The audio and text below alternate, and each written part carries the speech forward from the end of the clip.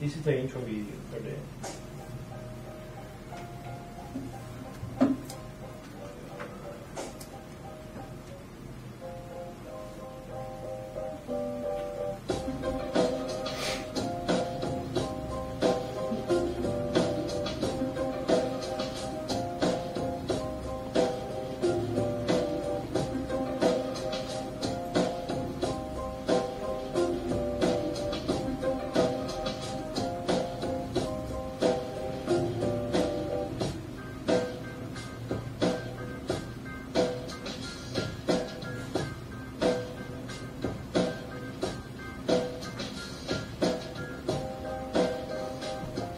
So the purpose of the app is basically to showcase different points of interest on campus. And the students were the ones who decided what those points were going to be. So we were working a little bit with the idea of folksonomies, no? Where what is considered relevant is not decided by any institution or in an official way, but it's the users who decide what is relevant to them. And the students came up with some really interesting ideas about what was worth showing from this campus. I encouraged them. I told them, if there is anything secrets, anything unknown, the underground Georgia Tech, and you want to disclose that and teach us about it, I am extremely interested in learning all of that. But well, this was the selection of different places that they made. Let me show you really quick what they selected to include in the app. One of the most popular points of interest was Sideways, the dock. No? And many students wanted to write about that. I assigned it only to one. The Kessler Campanile, Clough Commons. There were at least 3 entries, and it was interesting for me to find out that Clough Commons, that was open like when I arrived here, like a year and a half ago, has already such a strong traditions. One student wanted to write about el cuarto de las bolitas de pop, the beanbag room. Just translated that into Spanish was a headache. So we came up with el cuarto de las bolsas de poliestireno, no? And I didn't know about any of this, so I learned a lot by reading what the students wrote about these different places. Of course, the Rambling Wreck was also a popular subject. One student even wrote about a place where you can go and get alcohol, and I didn't censor them. I don't see a purpose for that, no? But he just wanted to include that as part of the Georgia Tech experience. And there are places and symbols that are not there. But this was a pretty comprehensive tour. So the next thing we did, after we assigned the different points of interest, was that every student was in charge of writing a 250-word piece, up to 300, on each of those points of interest. And they were asked to write for a user that is standing in the middle of the street. So that was the idea. You're not writing for someone who is just sitting in a couch and reading. The user is there, and try to keep that in mind, that the user is looking at the location that you are presenting.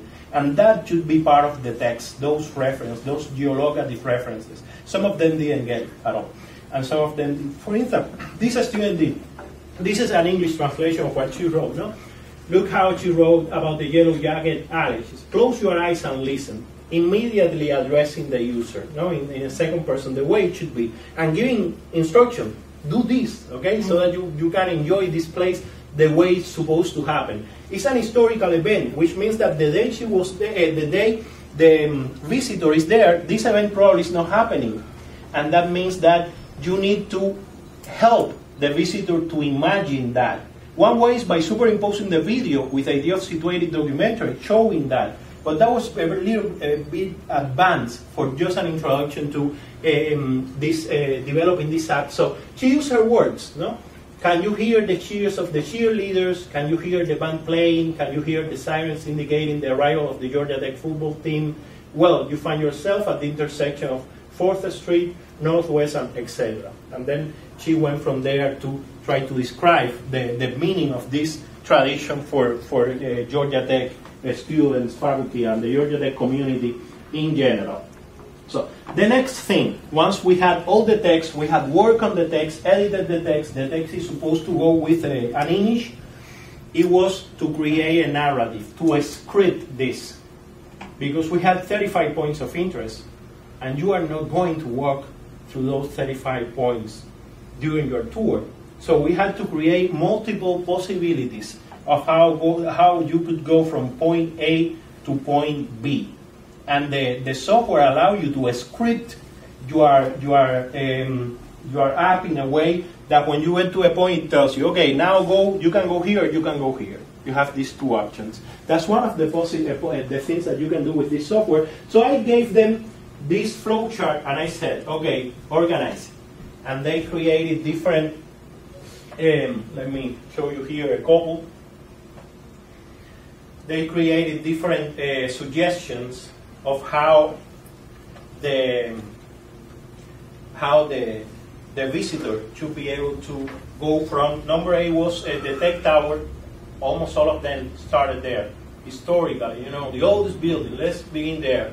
One was the tech tower, and then I don't remember right now what is number 13 in this case. Number 26 is the student center. So again, tech tower to the student center. They work in groups on this. They discussed that each of them had an idea about how they should guide the visitor through campus. They work in groups, and finally, each group had to come up with one option. And at the latest stage, all groups had to discuss and come up just with one possibility for the tour. We didn't get to that in the class. We didn't have the time for that. So after, these are the students. Oh, I'm sorry. I'm not in my lab. These are the students working on and discussing the different options for the flow chart and how the tour should be organized, no? And when we finally had decided this, then it was the scripting part, which is where we are right now. We're working right now on scripting this app so that we can publish it and even consult with some of those who work in orientation and who receive Hispanic parents on how this can be used to help parents to know about the campus during the orientation. I had a student who told me that sometimes parents, especially those who are not fluent in English, they just sit in a corner, so there are no activities intended for them, and maybe has an use, and that's also what we want to achieve with the idea of creating a locative media lab, to get students involved in creating apps that have a purpose, that can be tested, that can be used, while they are improving their very advanced linguistic skills. No, so that's basically the idea. If you want, later I can show you also the app. I will have to go back to my iPhone and open the artist viewer, but that's something we can definitely do so that you see how it works. Do you want me to do that? Yeah. Yeah? Okay, let's do that then. Osvaldo.